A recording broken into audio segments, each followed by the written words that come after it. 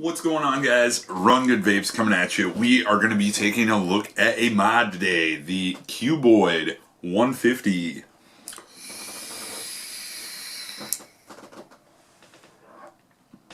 So I've been meaning to review this Cuboid for quite a while, but the one I got in that I ordered, I ended up selling to a friend, losing a little bit of money on, but it was actually a friend who was quitting cigarettes. So for me, if I've got a friend at the house and he's trying to quit cigarettes, he's going to pick the mod, and I'll just get rid of it. So I had to acquire another one, and I actually have another one so I can unbox it pretty accurately for you guys. But finally got another one from a friend, and that way we can get you a full review. So that's why it's not up yet. It should have been up like a month ago, but that's all right. Anything to get our friends off cigarettes, I'm totally for, so not upset at all. But you're finally going to get a look at the Cuboid.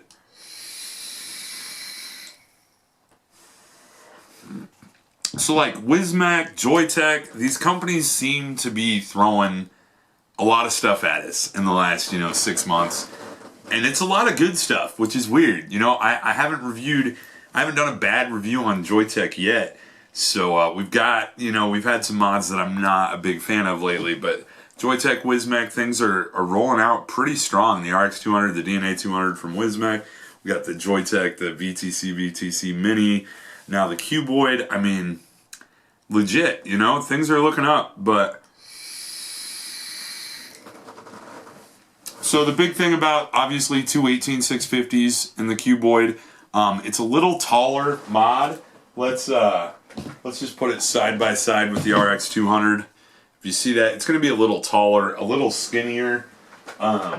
It is on the heavier side for a 2 battery, which I kind of like. The skinny high feel fits in the hand really well, and I just kind of dig that it's a little higher. The board's obviously at the top, it's not on the side, which makes it a little taller and allowed them to make it, the real skinny feel in your hand, which I absolutely huge fan of.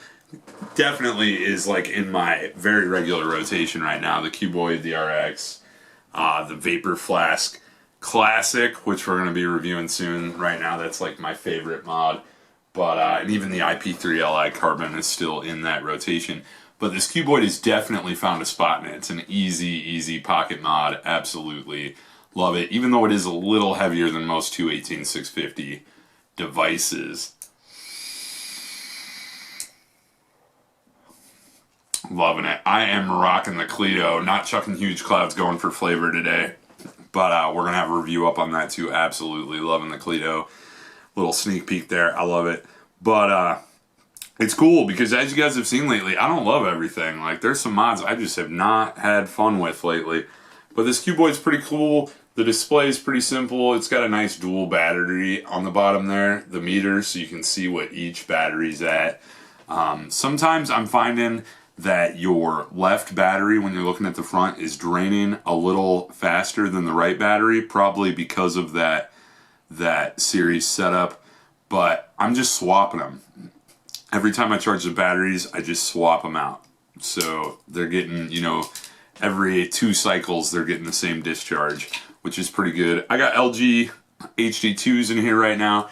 You got a plus minus. It's pretty cool. We'll go over all that when I break this down on an up close. They even have big signs on the inside that I'll show you guys here shortly. But absolutely loving the Cuboid right now. So let's take you up close. Okay guys, so up close on the Cuboid 150, this is updatable to 200, but obviously with 2 you're never going to hit a true 200. So I believe, let's take a look on the one I'm using right now, how high she blows. I don't think I've done the update. Well, this is, with the coil in there, it's not going to go all the way up anyway. I love that safety feature that blocks it from raising as well.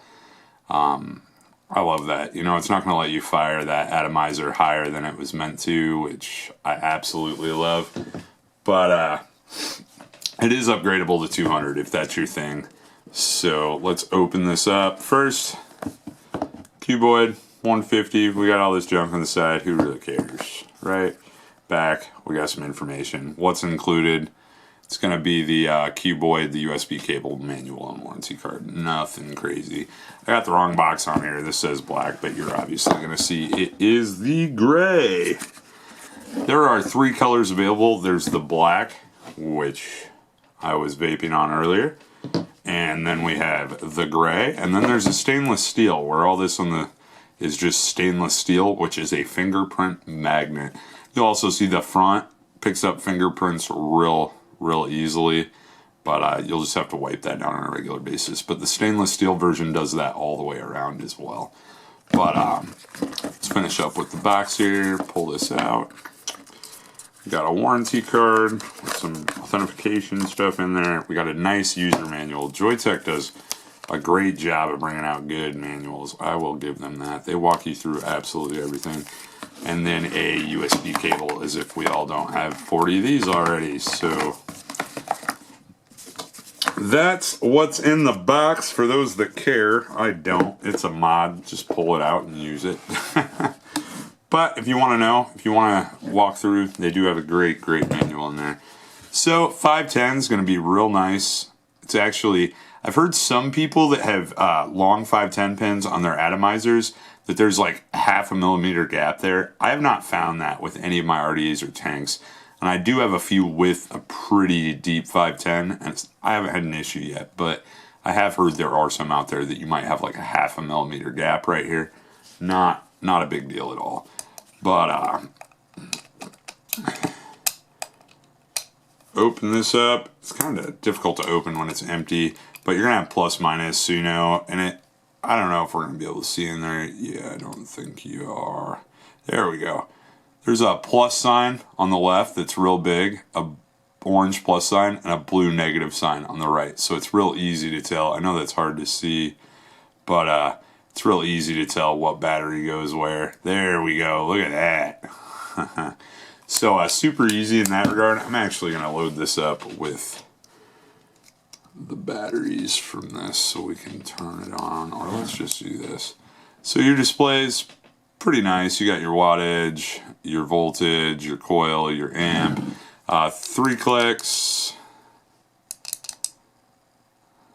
And you can change that from power mode to temp, stainless steel, TCR memories, nickel, titanium. I mean, all those options. I obviously, as you guys who watch my videos regularly know, I tend to stick in power mode. I just like it. I don't have the time to play around with temperature control enough to fine tune it to exactly what I want. And what the power mode does is exactly what I want. So I'm not one to play around with those too much. My only downfall that I found so far, I'm going to show you on this one because I think you can see it a little better, is this button. Okay, this one's actually a lot better. This one just came out of the box for the first time.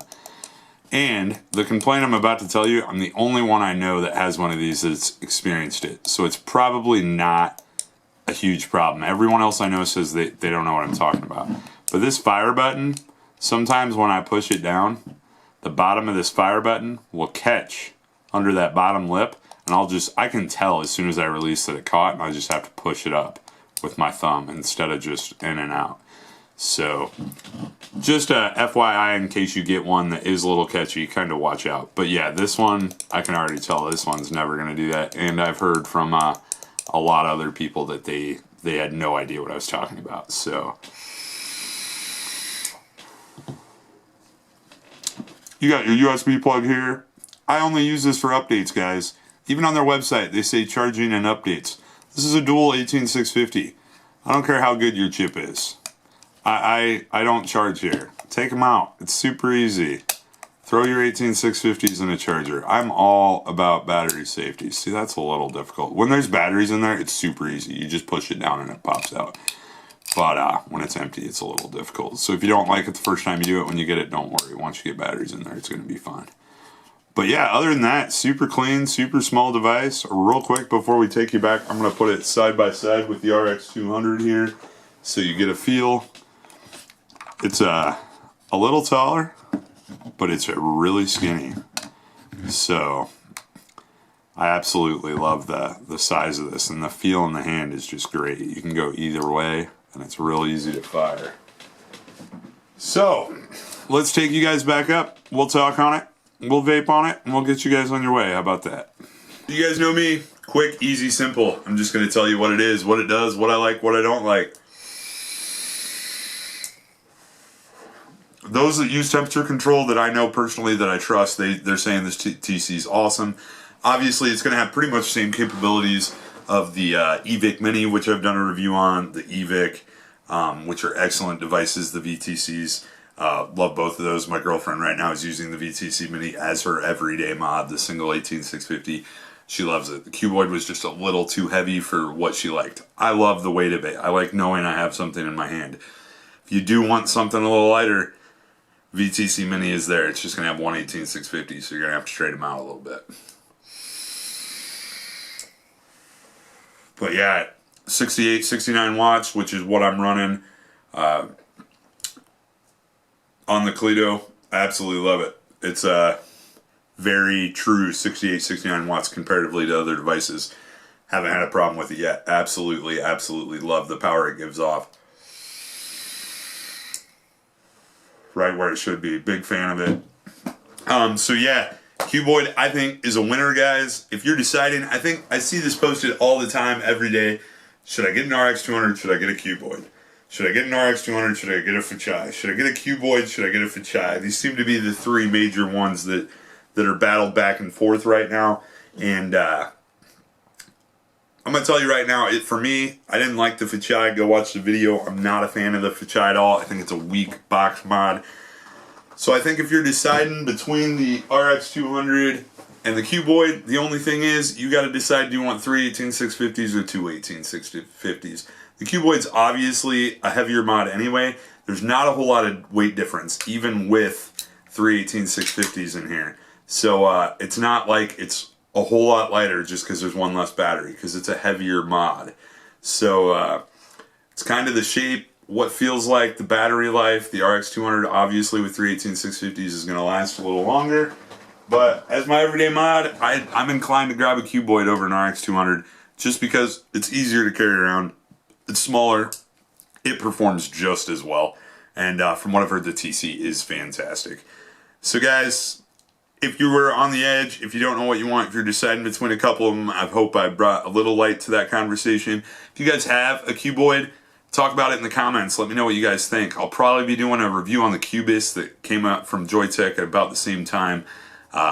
It's a low wattage tank that they have, that Cuboid, funny.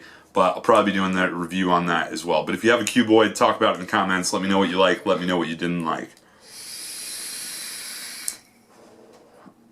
As always, if you guys like my videos, please, subscribe, hit the thumbs up. If you don't, hit the thumbs down, comment. Let me know what you didn't like. Let me know what I'm doing wrong.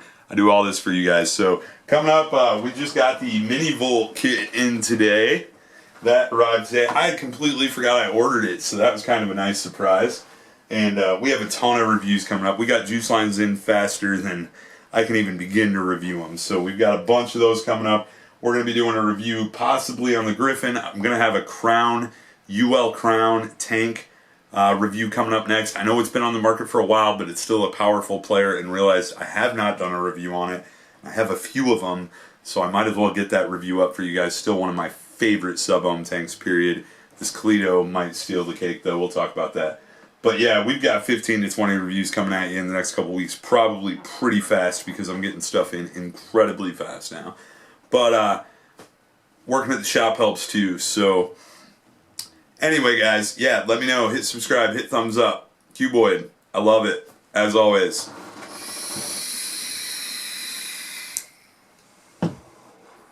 Vape on.